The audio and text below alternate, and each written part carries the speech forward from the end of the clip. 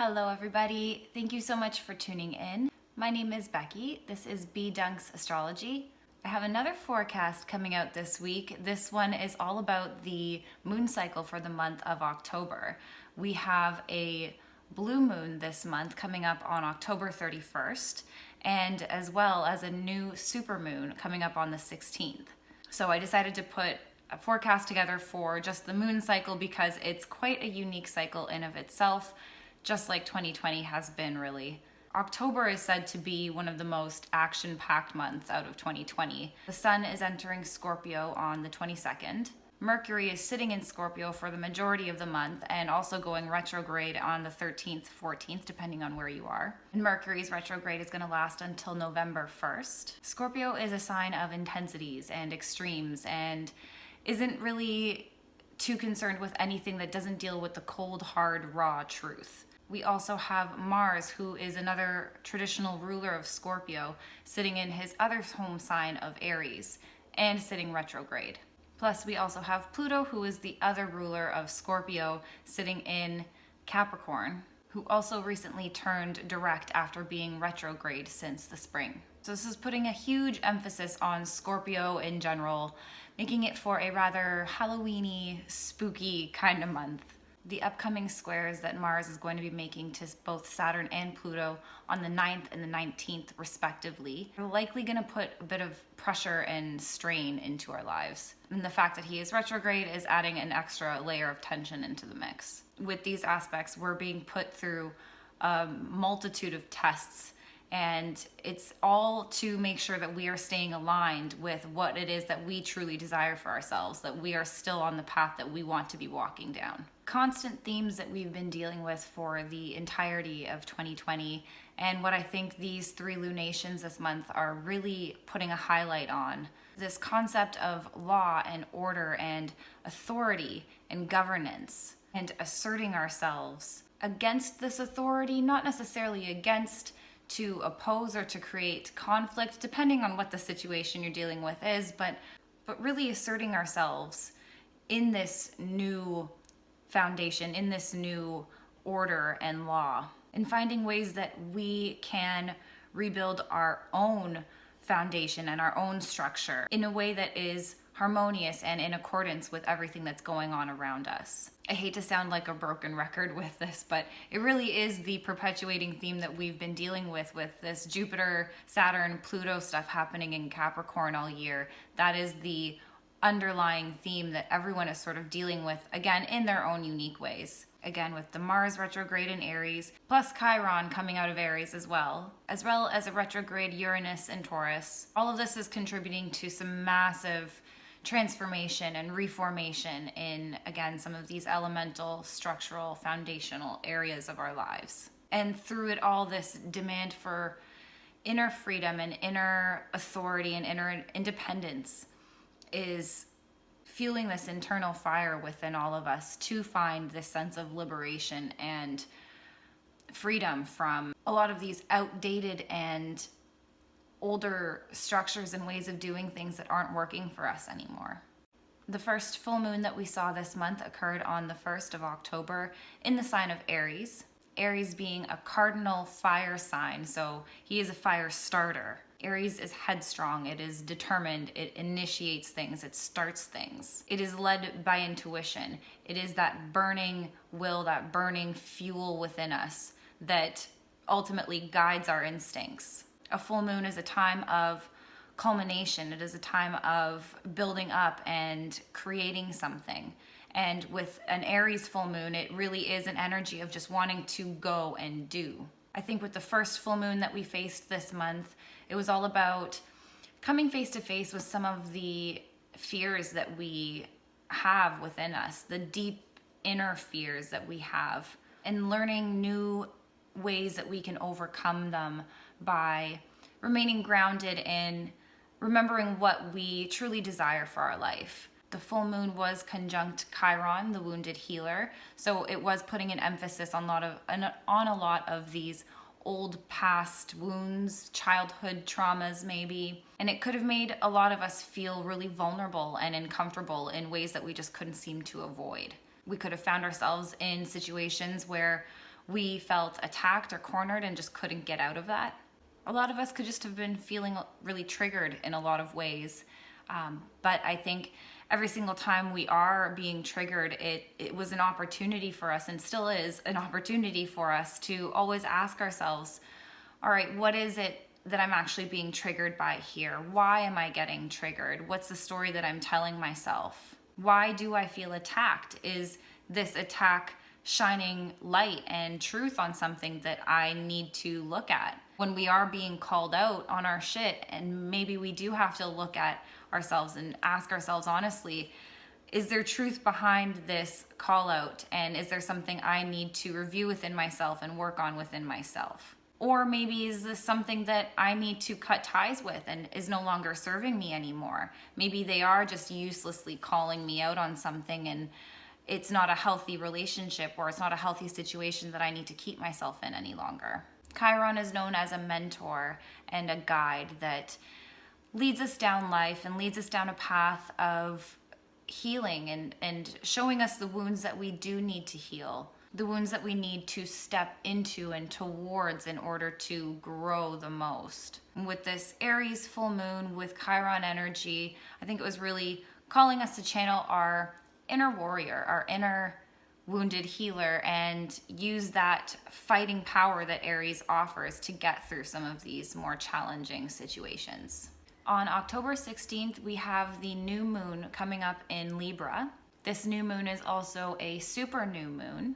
Anytime there is a super moon, whether it's a new moon or a full moon, that moon is occurring at the closest point that it can be to the earth. And anytime that we do have a new moon, it's a more introspective, restorative, reflective period. It's not necessarily a time to start new projects or do new things per se, but more so laying the intentions and laying the seeds behind these new projects and plans. So this potent new supermoon, I think, is a really great opportunity for us to start planting those intentions, planting those seeds for some of the things that we want to see come to fruition within the next 6 months. Every moon cycle lasts 6 months. So this new moon in Libra, the things that we're planning for ourselves right now, we can expect to see come to fruition within the next 6 months when we have the full moon in Libra. I think this entire month we are all being presented with a number of ways in which we can approach situations and challenges in a new and more mature way, in a more adaptive way, since a lot of us have had to learn how to become more adaptive, how to roll with the punches more and go with the floor more, and go with the flow more, as our world has been changing every single day, really. These changes that everyone is dealing with are all impacting us on an individual subjective level, but also on a global scale as well. And we all have to learn how to integrate these changes and navigate these changes in our own way. Some of us are dealing with it better than others. Some of us are able to adapt to change a little bit more easily. But for some of us, we aren't rolling with the punches as smoothly as we'd like, and we're quite resistant to change. So I think anytime we're faced with resistance, it's a chance for us to ask ourselves, what is it exactly we are so resistant to? What is it about this new way of being, this new perspective that I am afraid of? Is there an opportunity here for me to overcome a fear and grow so that I can get to be in a place where I'm living more from a higher version of myself? Around the same time of this new moon, we also have to contend with this energy that is coming from Mercury opposing Uranus that first happened on the 7th, but because Mercury is going retrograde, he's going to actually do this opposition to Uranus 3 times in total. Boop, boop. So the second of these 3 oppositions is going to happen on October 19th.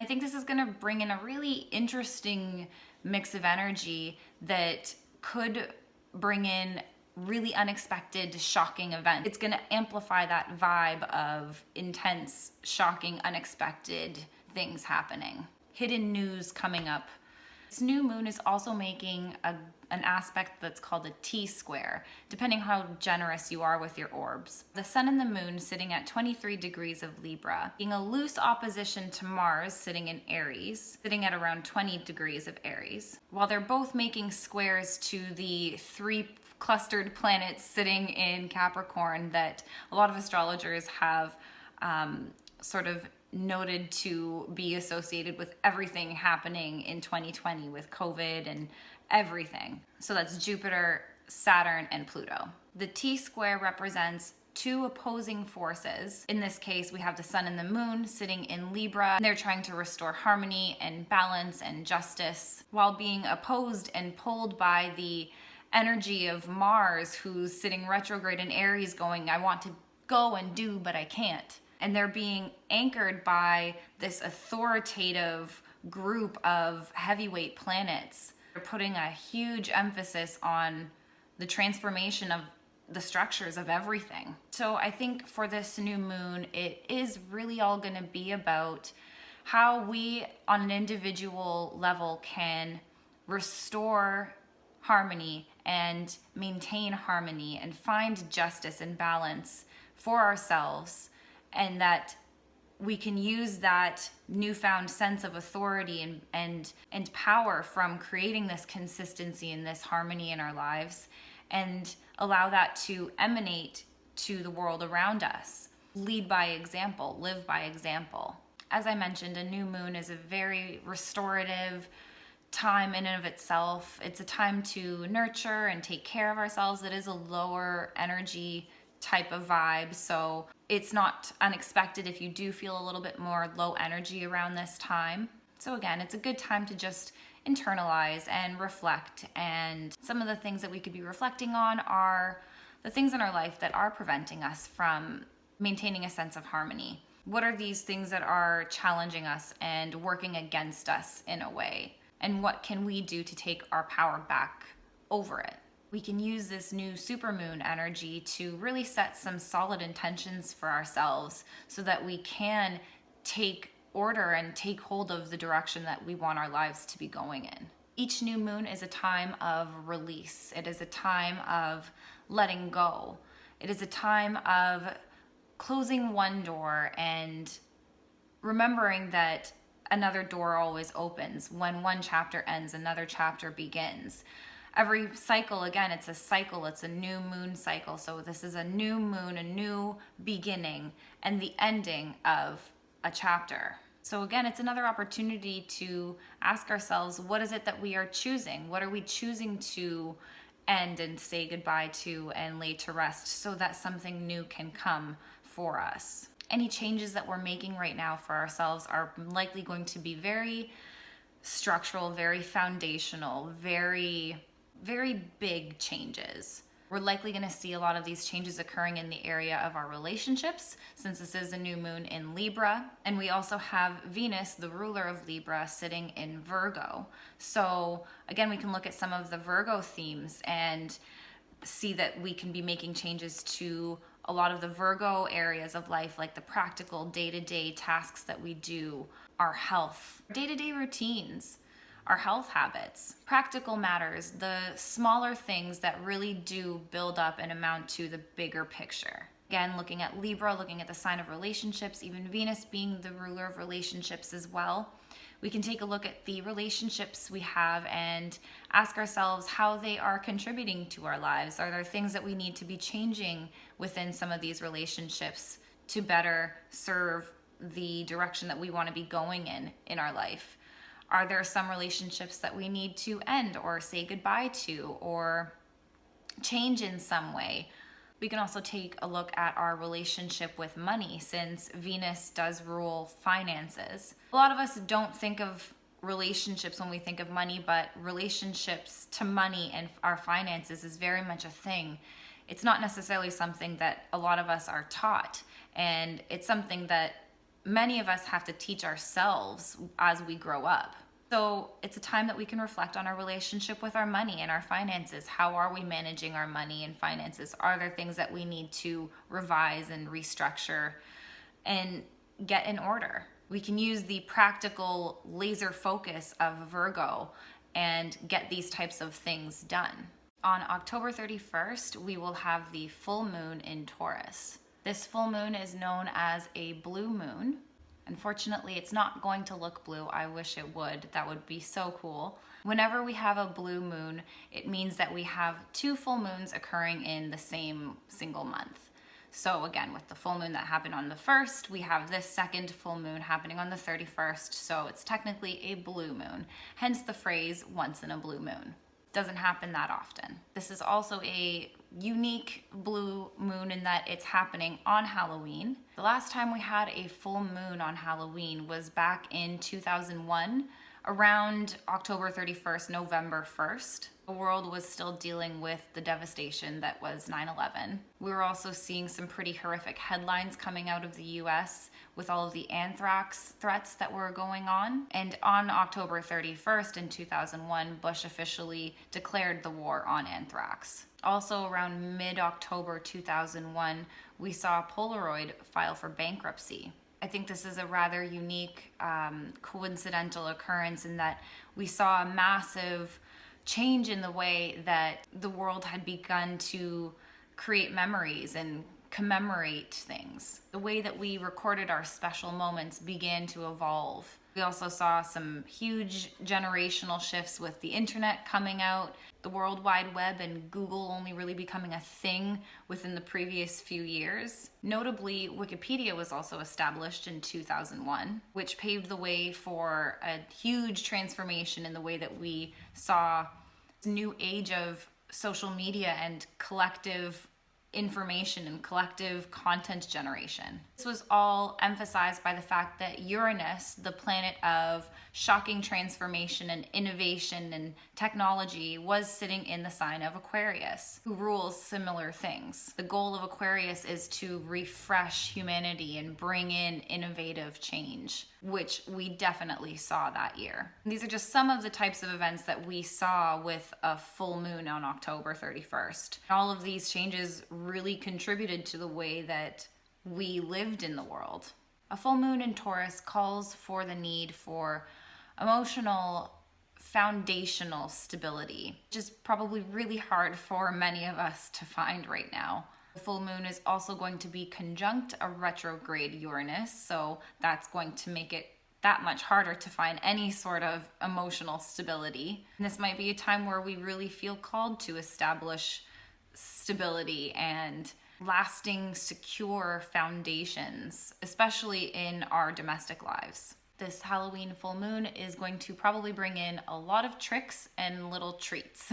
The tension of a retrograde Uranus combined with this culminating building energy of a Taurian full blue moon. We should be expecting the unexpected, I think. I think we can best harness the energy of this full moon by channeling the steadfast stability of Taurus, the hard-working nature of Taurus, the discipline, and channeling that energy into the areas of our lives that need more structure and need more discipline, need more practicality, need more routine. If there are areas of our lives that we know could use this right now, especially again domestically, like within our homes, our foundations, the things that we rely on to provide us with a sense of home and safety and security. Any of those areas that we need to refine and get back on the horse on, now is a good time to do that.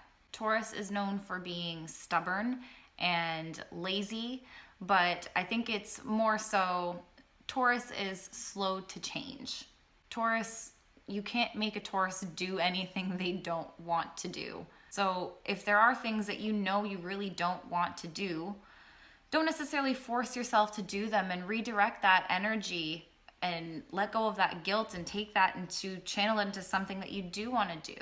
Although Taurus can be slow to change, once they get going, it is near impossible to stop a raging bull. So if you're able to catch any wave of momentum right now, ride that wave out. We're also contending with Mercury making a square to Saturn around the time of the full moon as well. This adds a layer of sternness and discipline to the way that we think. This could bring up some difficult issues that make us question ourselves, almost like an imposter syndrome type feeling maybe.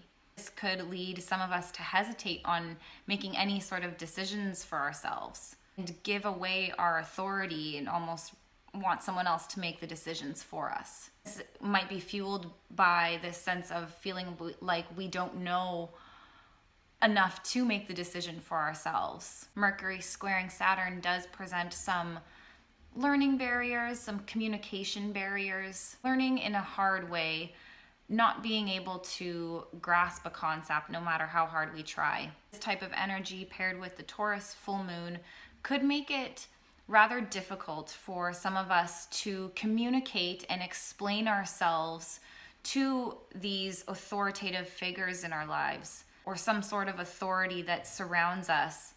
It can make it hard for us to be able to explain in a confident and secure manner just exactly why it is we want the things that we want, why we want to live the way we want to live. It could be as if what we're trying to describe and explain is so shocking and out of this world to the other person, the other party, that they just can't grasp it whatsoever. And they might actually be shocked that we even think this way. We can harness the scientific and the technical aptitude of a Mercury-Saturn contact though, and we are able to get really, really clear on our goals and our desires and why it is that we want them. So that if we do have to explain ourselves to somebody, we are able to clearly define our vision and explain just exactly how it is that we plan to go about getting it. Because it is a Taurus full moon, and Taurus is all about the practical, the tangible, the sensible, the things that we can sense. Here are some practical things that we can do for the upcoming full moon at the end of the month. Cleansing your space, clearing out the clutter, mental and physical. Take advantage of the steadfastness, the persistence of Taurus, and clean out the closet, clean out the room. Again, clear out the mental clutter, do whatever you need to do to detox any sort of negative thinking, negative thought patterns. Or this means having a difficult conversation with someone, getting something out in the open, or even just meditating or journaling about it and just getting those thoughts out onto paper. Anything that we can do to cleanse and clear out and make room for the new, that we're not holding on to anything that's no longer doing us any good. Number 2 is get physical. Taking walks, restarting an exercise routine, dancing, even if you like dancing, anything that we can do to expel our energy in a physical way. When we start every day, we only have a certain amount of energy to use, and majority of us spend it in our brains, spend it in our mental. Our brain eats up so much more energy than we realize. If we're overthinking and we're spending so much energy in our heads, we don't leave a lot of energy left to spend it in the physical. So just being aware of that and remembering to spend your energy wisely, maybe try to get a workout in the morning so that you've already done that and taken care of that, and then you can go on about your day in a more balanced and restful, restorative way. So again, taking walks, exercise, do some yoga, stretch, anything that you do to get into your physical body and so you can feel the feeling of really being. Number 3 is get organized. It's kind of similar to number 1, I know, but this is a little bit more particular in that we can really harness Venus being in Virgo right now, since Venus does rule Taurus and she's sitting in Virgo. And again, harnessing that laser focus, that practical energy that Virgo offers. So getting practical with the way that you organize your life, making lists, going over your schedule, making yourself a schedule, starting to use a scheduler, checking in with your goals and getting clear with your goals, writing them down, familiarizing yourself with them, reviewing them on a consistent basis. These are the smaller practical steps that we can take and do on a consistent basis that are truly foundational building blocks that help us to create the bigger picture for ourselves. That is it for the full moon, new moon, full moon forecast for this month. I hope you enjoyed. If you found this helpful, I would really appreciate if you could like, subscribe, comment, share. all the nice things. Liking and sharing and subscribing is the best way that you can help support the podcast and the YouTube channel. So I would really, really appreciate it. And I am very grateful for everyone that has been tuning in and supporting and liking and commenting. Thank you. I really appreciate it. As always, if you'd like to schedule a one-on-one reading with me, you can do so by checking the notes. All of the links should be there. Or you can find me on social media. My handle is usually something to do with bdunks, BDUNCKS. I hope you have an amazing rest of the week, my friend, and I will catch you next time.